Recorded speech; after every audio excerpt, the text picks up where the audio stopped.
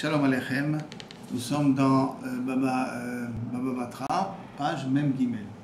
Nous avons vu juste dans la page précédente que Shmuel il a dit que Shutafim Marzekim Zealze, Meidim Zealze, Venasim Shomre Sachar Zealze.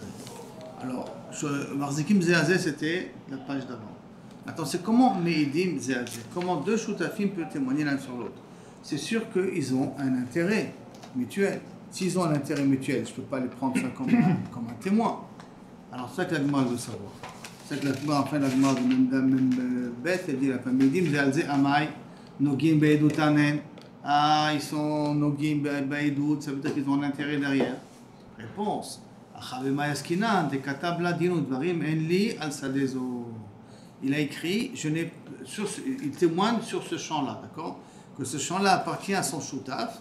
Mais pourquoi il peut témoigner? Parce qu'il a écrit auparavant, ou il a annoncé auparavant, je n'ai plus rien à faire avec ce champ-là. Din ou dvarim en yasadejo, je n'ai aucune relation avec ce terrain-là. La Gemara demande, le fait d'écrire une phrase comme ça, à quoi ça sert? Je reprécise. Le terrain, il appartenait aux deux.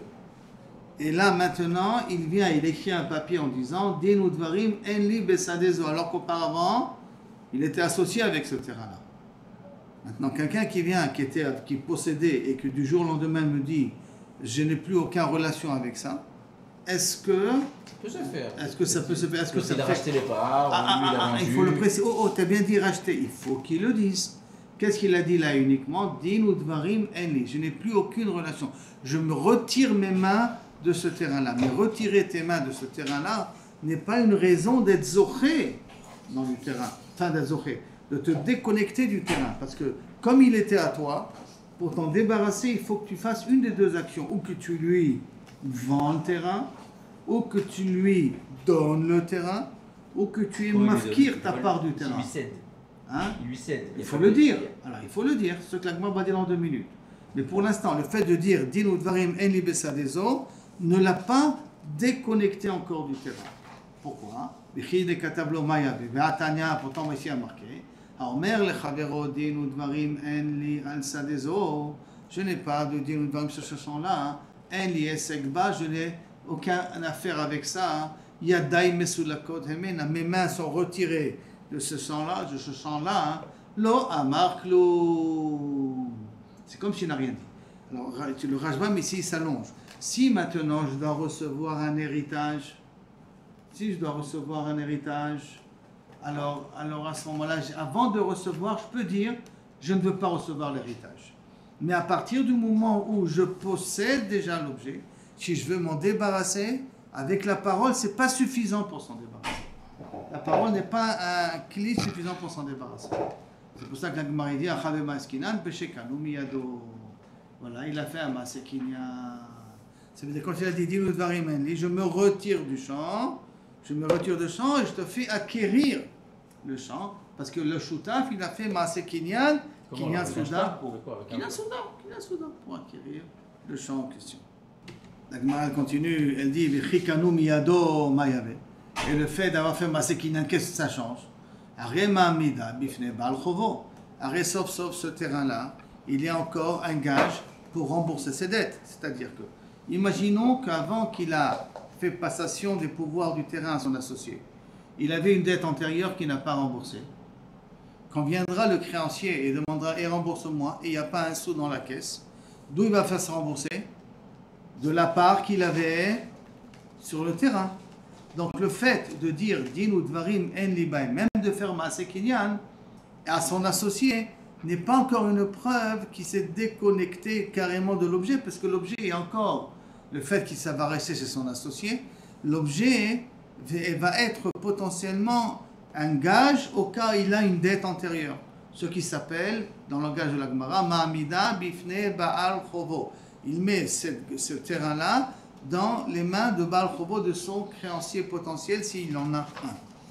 Par contre, s'il ne témoigne pas sur le terrain en faveur de son associé, donc le Me'arer peut reprendre le terrain. Donc ça voudrait dire que rétroactivement, le terrain n'aura jamais appartenu. Et s'il n'aura jamais appartenu, le Baal Chov n'aura pas la possibilité de se faire encaisser de ce terrain-là. Donc en disant je suis yotse de ce terrain-là et je laisse le terrain dans les mains de mon associé, je donne la possibilité à mon créancier de se faire rembourser de ce terrain-là. Et donc, Chas Shalom, ce n'est pas un mauvais nom. Quel est l'intérêt? C'est de ne pas avoir un mauvais nom. Parce que si maintenant mon créancier n'a pas de quoi se faire encaisser, je suis considéré devant mon créancier comme un voleur. Mais si j'ai laissé ce terrain potentiellement possible de se faire rembourser de ce terrain, je ne suis pas considéré comme un voleur. J'ai gardé mon shem tov. Pardon? C'est par rapport à qui? Au Choutaf qui a dit qu'il a vendu ce machin? Maintenant, il y a un problème, il y a un terrain. D'accord? On est Choutaf, toi et moi, dans un terrain. Ouais. Très bien. Maintenant, il y a un ir-our sur ce terrain-là. Il y a des gens qui disent ce terrain ne nous appartient pas. Okay. Il appartient à Yehuda. Okay. Moi, je peux témoigner que le terrain t'appartient. Moi, un des associés. Mais moi, je ne peux pas parce qu'on est associés. Ouais. Je suis Nogia Baïdout. Ouais. Mais si je me retire du terrain, comment? En disant Din ou Dvarim en li basadezo, je n'ai plus aucun droit sur ce terrain-là. Okay. Je vous donne ma partie. Et donc je te donne ma partie, je suis plus possesseur de ce terrain. Ouais. Donc je peux à la rigueur témoigner que ce terrain te revient. Ouais. Il appartient à mon associé. Okay. Et si je témoigne, ça peut aller contre le me'arer, comme contre celui qui prétend vouloir avoir droit sur le terrain. Okay. C'est là? Okay. Donc maintenant ça. Où est le créancier dans l'histoire? Le créancier, c'est... Alors, attends une seconde. Alors, pour l'instant, a priori, mon témoignage devrait être valable. Ouais. La Gemara dit non, mon témoignage n'est pas valable parce que j'ai un intérêt que le terrain reste chez toi. Pourquoi? C'est mon associé, donc il reste chez toi. Parce que quand il reste chez toi, ça veut dire que antérieurement, le terrain m'appartenait aussi. Et donc, si j'avais moi un créancier à qui je lui devais de l'argent et que je n'ai pas de quoi lui payer, il pourra se faire encaisser de la moitié du terrain. Donc j'aurais gardé mon Shem Tov. Je ne suis pas quelqu'un qui emprunte et qui ne rembourse pas. Okay. Et c'est pour ça que j'ai l'intérêt de témoigner sur le terrain, que le terrain reste à mon associé. Comme ça, au cas où j'ai des créances antérieures, je n'ai pas un Shemra par rapport à ces créances-là.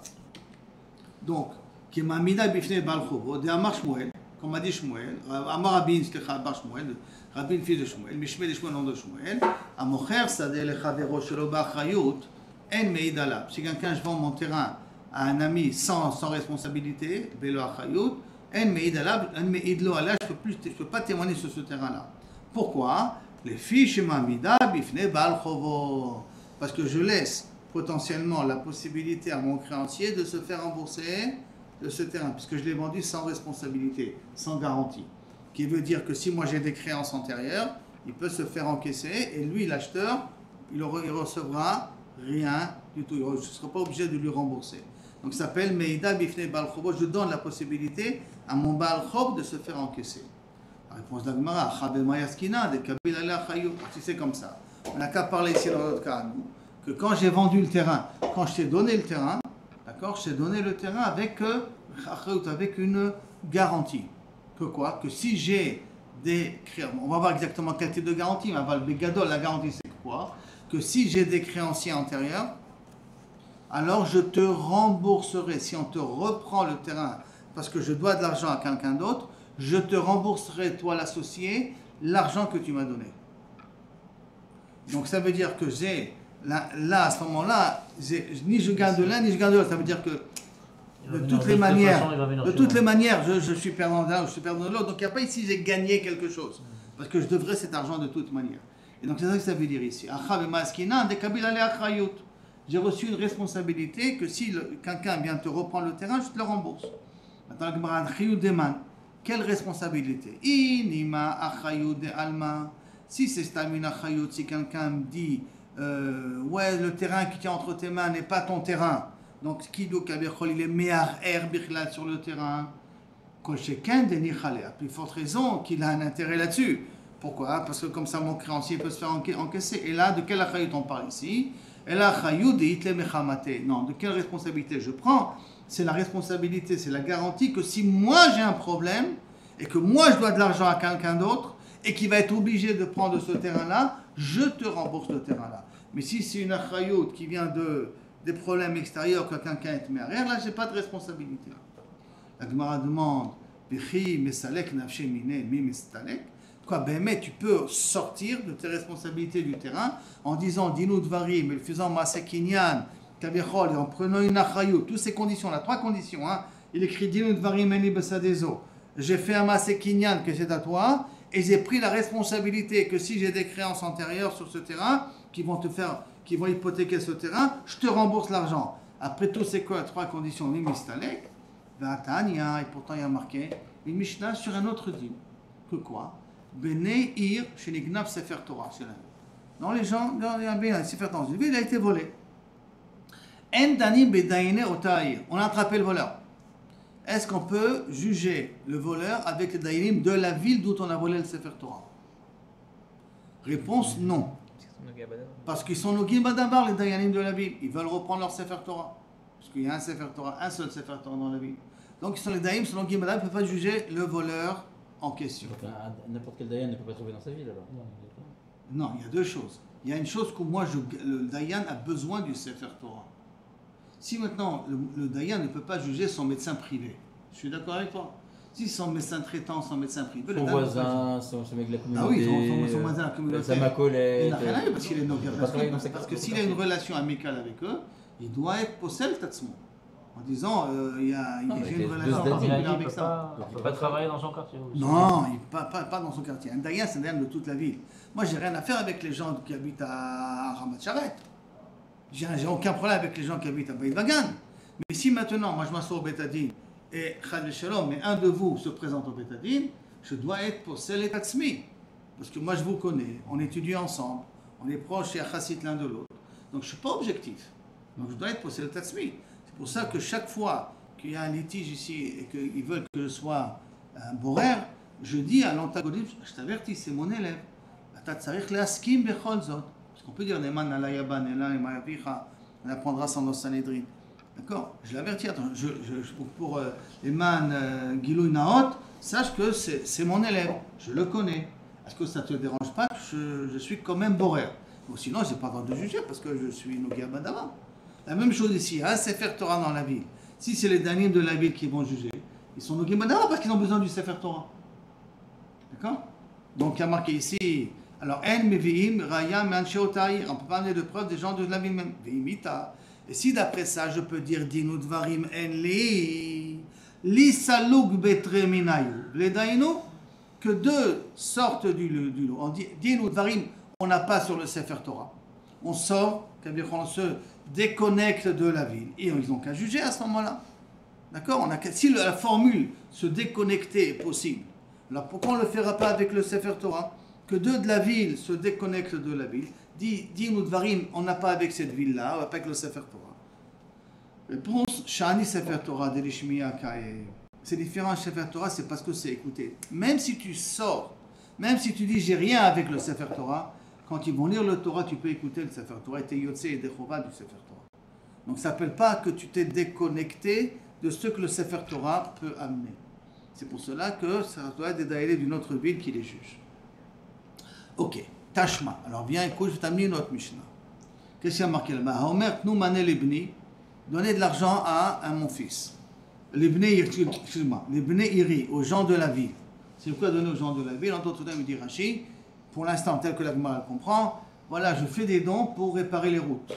Je fais des dons pour réparer les lampadaires. Je fais des dons pour réparer les murailles. Pour les gens de la ville. Nominatif. C'est pas nominatif, c'est clavier de la ville, d'accord? En dani bedaine otaïr. On ne peut pas être jugé ça par les daïms de la ville, on ne peut pas amener des témoins de la ville. Qui veut dire, maintenant le mari il est mort, le père, le donateur il est niftar, mais on n'a pas encore pris l'argent. Alors maintenant on veut prendre l'argent des Yorshim. Prendre l'argent des Yorshim, il faut aller au Betadin.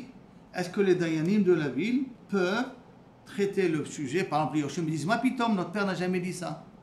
Et on veut amener 2 témoins de la ville qui ont entendu leur père dire qu'on est prêt à donner un don de $100,000 à la ville pour réparer les murailles de la ville. Est-ce que les dayanim de la ville peuvent juger le sujet? Qu'est-ce que te dit la Braïta ici, Shlomo? On ne peut pas juger. Maintenant, pourquoi? 2, ils ont qu'à sortir et de dire on n'a rien à faire avec la ville. Les Daïnou, ils n'ont qu'à juger le problème. De Dayan De Dayanim. sur... Pour ne pas avoir qui puisse juger le problème, est-ce qu'il a véritablement dit ou pas dit, que deux sortent, ça peut être deux témoins, ça peut être deux Dayanim, comme tu veux, ça peut être deux témoins aussi. Mais si deux Dayanim ils sortent, est-ce qu'ils ont assez pour faire le din pour procès sur le din? On va dire, alors, tu sais quoi, deux témoins. Deux témoins sortent, ça sera plus facile. On peut juger avec deux aussi. Mais pour ne pas rentrer dans la problématique que tu as soulevée, on va dire que ce sont deux témoins, donc deux personnes qui vont témoigner que le père, avant de mourir, il a dit, Bémet, donnez ça. Quels sont ces deux? Ils vont se déconnecter des gens de la ville. Ils vont dire, Din ou Dvarim, on n'a pas dans cette ville-là. On n'a qu'à dire un cas pareil. Réponse, non, c'est une bonne question. Et parce que c'est une bonne question, la Gemara répond à Chabema Eskina, Nachanami be Sefer Torah. Si ça part d'un Sefer Torah, il a voulu faire un don, nous, Mané, les Bnei Aïré, pour acheter un Sefer Torah. Donc on retombe dans le problème qu'un Sefer Torah, c'est le fait de l'écouter, même si j'ai un Din ou Dvarim, j'ai pas, je suis quand même Yosei Deroba, donc je suis Nogea Badava. Ok, Tashma. Là encore peut-être une autre question. Omer, nous, Mané, les Aniye Iri. Donnez, voilà, je dépose un héritage de 100 000 $, pour les pauvres de la ville. Et il est mort, et les Yorkshire ne veulent pas donner, et on veut avoir des témoins qui ont dit qu'effectivement il a fait un don de cet argent-là. Et on n'amène pas des preuves de gens de la ville. Je comprends pas. Les Dayanim, parce que l'Anim, ils vont prendre, alors les Dayanim vont être psoulim. Où il y a un problème de Dayanim ici? Jusqu'à maintenant, on a dit que les Dayanim peuvent avoir un intérêt parce qu'ils doivent écouter le Sefer Torah. Les Dayanim, ils ont un intérêt parce qu'ils vont gagner le fait que la ville elle est protégée. Les routes sont arrangées. Donc il y avait un intérêt que les Dayanim peuvent avoir de prendre cet argent-là. Mais que de fait de donner cet argent aux Anim, en quoi ça peut être pour ça les Dayanim? En quoi ça pose un problème chez les Dayanim pour dire qu'ils sont psoulim? Et là, Emma, c'est pour ça qu'il faut expliquer autrement. Et là, Emma, en danim bedayane aniye otahir. On ne juge pas avec les Dayanim qui sont pauvres de la ville. Parce qu'à l'époque, les Dayanim ne recevaient pas de l'argent. Donc c'est possible que le Dayan il est pauvre. Et si le Dayan il est pauvre, et il va juger le don qu'avait fait cette personne, il a un intérêt parce qu'il va recevoir l'argent de ce don-là. Donc dans un cas pareil, on parle de ces Dayanim-là, des Dayanim qui sont pauvres pour de l'argent qui est réservé aux pauvres. Et le Khawab continue, il dit qu'on peut parler de preuves des gens de la ville que la personne avait effectivement voulu faire un don. Amaï, pourquoi? L'istalkou betre, nafsha, deux, ils n'ont qu'à se retirer de la ville. Les daïnou, ils n'ont qu'à juger avec ces deux témoins-là. Réponse, achanami be sefer Torah. Là aussi on parle d'un sefer Torah. Pourquoi tu appelais pauvre? Sefer Torah et pauvre, c'est deux termes différents, non? Quel rapport entre les deux? Réponse, De'akol etzel sefer Torah anim. Tous par rapport à un Sefer Torah sont considérés anim. On a tous besoin du Sefer Torah. Comme on a tous besoin d'un Sefer Torah, donc on est tous considérés comme pauvres par rapport au Sefer Torah. Donc quand on parle aniye, c'est kilu kabechol par rapport au Sefer Torah. Première explication de la Gemara. Deuxième explication. Ema leolam kedekatane ani mamash. Si tu veux, je peux t'expliquer qu'on parle de vrai anim. Ani mamash, d'accord? Comme on avait compris au départ. Ou be'aniye deramu alayhu. C'est des anim qui tombent sur l'obligation des Dayanim de les nourrir. Ça veut dire que s'il y a personne pour s'occuper des pauvres, qui c'est qui doit s'occuper des pauvres? Comment? Les Gabaïm de la ville, qui veut dire les Dayanim de la ville. Donc ces Anim, là, ils sont sous la responsabilité des Dayanim. Si maintenant, lui, fait un don, il va lier le don, eux, ils ne seront plus obligés de s'occuper de ces pauvres-là. Ils ne seront plus obligés de ramasser de l'argent pour donner à manger à ces pauvres-là. Donc ils sont Nogim Baïdot ici. Ils sont Nogim. Hein? Ils ne pourront plus la donner alors. Pardon? Ils ne pourront plus la donner. Ah, c'est pour ça qu'ils ne peuvent pas la donner. C'est pour ça qu'on peut parler ici des Anim Mamash. Et pourquoi on a dit que l'Anim Mamash, ces Dayanim ne peuvent pas juger, même des Dayanim qui sont riches et tout ça, hein, pourquoi ils ne peuvent pas juger? Parce que les Anim de la ville sont sous leur responsabilité à eux. Et s'ils vont valider le don en question, ça sera moins d'argent à dépenser de chez eux. Donc quelqu'un en parle. Si maintenant il y a une somme fixe qu'il faut donner au Anim, d'accord? Alors à ce moment-là, on prend deux parmi eux qui donnent aux pauvres ce qu'ils ont besoin de recevoir. Les daïnou, et après qu'on a donné au tout l'anime la somme fixe qu'ils doivent recevoir, ils n'ont qu'à juger le problème. Est-ce que le don de cet homme-là qui est mort, c'est un vrai don ou pas un vrai don? Ils peuvent juger le problème après. Ils n'ont qu'à payer au anime toute la somme que chaque anime doit recevoir. Donc ça y est, en payant la somme au anime, ils se sont déconnectés des animes.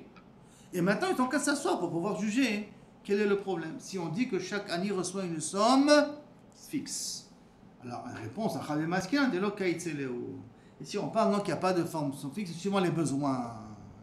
Et comme c'est suivant les besoins, donc c'est possible que les besoins ils augmentent. Alors à ce moment-là, on a intérêt que cet homme-là fait un don pour pouvoir combler les manques. Donc à ce moment-là, ils sont nos gimba et d'autres, ils sont nos gimba d'abord. Iba et tema, si tu veux, je peux expliquer aussi autrement. Léolam de Kaïtsleu, que chaque année, il a une somme fixe. Venichaleu, Kevan de Ravar. Ils sont intéressés justement. Pourquoi? Parce qu'à partir du moment où ils ont déjà donné, eux, la part que doivent recevoir l'année. Et ils vont juger maintenant sur le don qu'a fait cette personne-là. De telle sorte qu'ils vont donner une deuxième part au anim, ce qui vont faire que les anim ne sont plus des anim. Parce qu'ils ont beaucoup plus. Et donc ils n'ont plus à ce moment-là de responsabilité sur les dayanim de s'en occuper. Pourquoi? Parce que ça y est, au Krachem, les anim, ils ont reçu une belle somme pour ces 2-3 mois en avance. Et comme ils ont reçu une belle somme, on n'a pas besoin de s'occuper d'eux pendant 2-3 mois. Et donc ils ont un intérêt, ils ont un gain derrière. C'est pour cela qu'ils ne peuvent pas juger les aniyim de la ville en question. Maintenant on revient aux paroles de Shmuel. On a expliqué En Meidim Zebazé, dans quel cas on parle. On a dit Din ou Dvarim Enli avec Achayut, et ainsi de suite. On a posé des questions de Aniye Aïr ou de Gzela dans la ville, Sefer Torah, et ainsi de suite. Maintenant on revient aux paroles de Shmuel. On a dit Nassim Shomre Sachar Zelazé. Deux associés sans Shomre Sachar. Qui veut dire quoi Shomre Sachar? Si je garde ta part et que j'ai été volé, je suis obligé de te rembourser l'objet volé parce qu'un Shomre Sachar est chayav de Gneva Baveda. D'accord? Donc maintenant, j'ai gardé le combi ou j'ai gardé le tracteur. Et le tracteur a été volé. Je suis obligé de rembourser ta part dans le tracteur puisque je suis Shomre Sachar. Shomre Sachar Zelazé. D'accord? La Gemara demande Ve'amai. Pourquoi tu le considères comme Shomer Sachar Zelazé? Ve'amai, Shmira Babe'alim.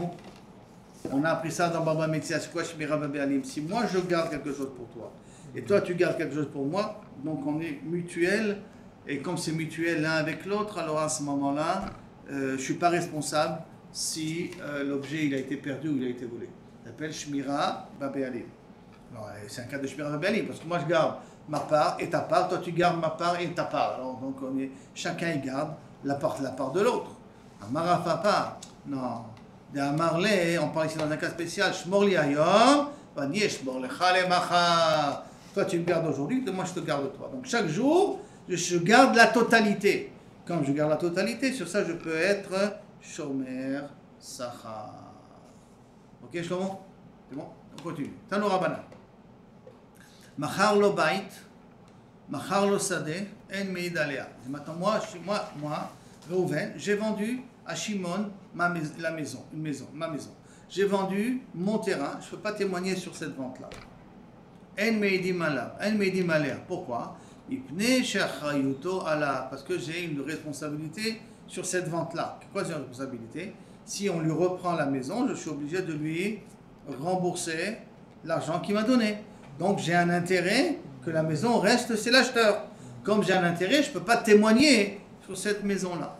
D'accord? Machar lo para, si je lui ai vendu une vache, machar lo tali, j'ai vendu un objet, donc un objet qui est mobile, mais id lo alea, je peux témoigner qu'effectivement cet objet lui appartient. Pourquoi? Parce que mipne she'en lo achayut ala, parce que j'ai pas de responsabilité. Parce que b'derech klal, on a une achayut sur des biens qui sont immobiles. Sur des biens qui sont mobiles, il n'y a pas de achayut, personne ne prend de garantie sur des biens mobiles. Sur les biens immobiles, c'est des choses qui restent, là-dessus il peut avoir une achayut. D'accord? Donc toute la raison, quand est-ce je ne peux pas témoigner? Quand j'ai une achayut. Pourquoi? Parce que c'est une achayut. Mes créanciers peuvent venir se faire rembourser de cela. Parce que j'ai un intérêt de garder un shem tov, de ne pas avoir vendu un objet volé ou un truc de ce genre. Alors c'est pour cela que je ne peux pas témoigner sur l'objet parce que j'ai un intérêt derrière. Mais si je n'ai pas d'achayut sur la vente, alors là, je peux vendre, je peux témoigner que l'objet appartient vraiment à la personne. Alors, si vous avez une garantie personnelle envers la personne, c'est ok. Une garantie personnelle Si envers la vous lui personne, vendez non, le- non plus, je ne peux pas Si témoigner vous lui parce que vendez le- si je veux témoigner, il ne faut pas payer la garantie. Ah. Maintenant, la Gemara demande Maïshena Recha, Maïshena Sefa. Quelle différence? Pourquoi dans la Recha, tu considères que je suis Nogia Baïdout et dans la Sefa, dans le cas d'un bien mobile, je ne suis pas Nogia Baïdout. Maïshena Recha, Maïshena Sefa. Amarav Sheshet, Recha Bereuven, chez Gazal Sadeh Michal Shimon. La Recha, on part dans un cas où Reuven a volé un terrain de Shimon, ou Machal à Lévi. Donc Reuven l'a volé de Shimon et il l'a vendu à Lévi. Ve'ata Yehuda, ve'kamer er. Et vient Yehuda et remet en question Bichlal à qui appartient le terrain.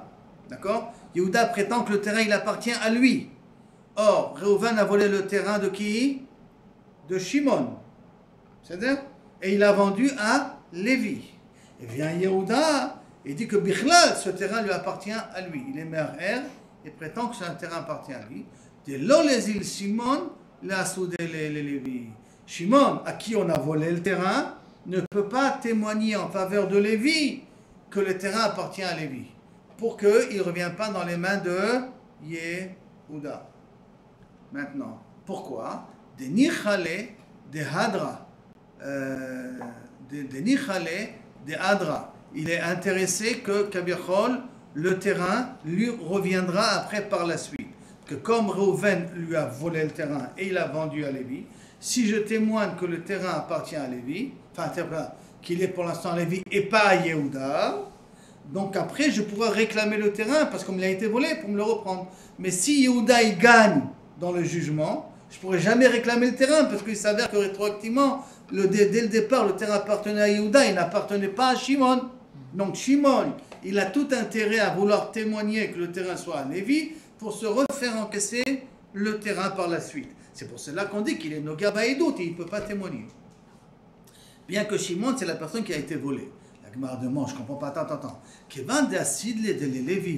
Mais à partir du moment où il va témoigner que le terrain appartient à Lévi, comment il voulait lui faire ressortir le terrain après? Vient au tribunal, Shimon, à qui on a volé le terrain, il témoigne que la vente de Reuven c'est une bonne vente et que le terrain il appartient à Lévi. Comment après qu'il a témoigné que le terrain il appartient à Lévi, il va réclamer à Lévi qu'il lui rend le terrain? Donc ce cas de figure ne marche pas. Et là non, de Hamar, comment il va dire Shimon? De Hamar Yadana, de Hayara, là de Yehuda, il témoigne que je sais que ce terrain n'appartient pas à Yehuda. C'est ça son témoignage. Je témoigne que je sais que le terrain n'appartient pas à Yehuda. C'est pas que je témoigne que le terrain il appartient à Lévi. Je témoigne que le terrain n'appartient pas à Yehuda. Donc il a déconnecté Yehuda. Maintenant le terrain il reste dans les mains de Lévi. Il peut faire sortir le terrain des mains de Lévi. Maintenant, de la Yehudahi, ou Beaou Zechuta de Ka Mafik mi Lévi, les Fik mi Yehuda. Je ne comprends pas. Avec la même preuve, le même srout, la même possibilité de témoignage, qui peut pour faire sortir. Comment il va faire sortir le terrain de Lévi? Parce qu'il va amener des preuves que le terrain lui appartient. Alors il aurait pu peut-être faire la même chose avec Yehuda, amener des preuves que le terrain n'appartient pas à Yehuda. Pourquoi il est uniquement obligé de dire que je témoigne que le terrain n'appartient pas à Yehuda? Laisse. Et même si Yehuda il prend le terrain, va après faire sortir le terrain de Yehuda, puisqu'après tu as des preuves pour retirer ton terrain, puisque tu as des preuves pour les faire sortir de Lévi. Réponse non. Je préfère faire sortir le terrain des mains de Lévi que les faire sortir des mains de Yehuda. Yehuda c'est compliqué. Yehuda je sais que c'est une personne un peu embêtante, je n'ai pas envie d'avoir affaire avec lui, et que si le terrain est dans ses mains, après j'aurai des difficultés à le faire sortir. De Lévi je peux m'arranger plus facilement. Et c'est pour cela qu'il préfère faire sortir ça de Lévi. Et c'est pour cela qu'on dit qu'il est pas sous la Hédoute, n'oublions pas. Hein. Si tu veux, on peut expliquer autrement. Il y a des témoins pour Shimon et il y a des témoins pour Yehuda. Donc je ne pourrais pas faire sortir ça du terrain de Yehuda. Après, la Gemara demande et alors, comme il y a des témoins pour l'un, il y a des témoins pour l'autre. Alors, des témoins pour Yehuda et des témoins pour Shimon, pour les deux, d'accord? Amourabana, et les Chacham ils ont dit, Ara et Chadekaima, Tikkun. Quand on a un safek comme ça, deux témoins contre deux témoins, Je peux rien faire, d'accord? Si je peux rien faire, alors comment les Bédines va trancher? Où se trouve le terrain maintenant? Il se trouve dans les mains de Yehuda? On les laisse chez Yehuda. Alors pour éviter ça, c'est pour cela qu'il témoigne uniquement que ça n'appartient pas à Yehuda, pour pouvoir après le faire sortir de Lévi. C'est ça. Après la Gemara continue, Aval Bezrat Hashem, on verra ça.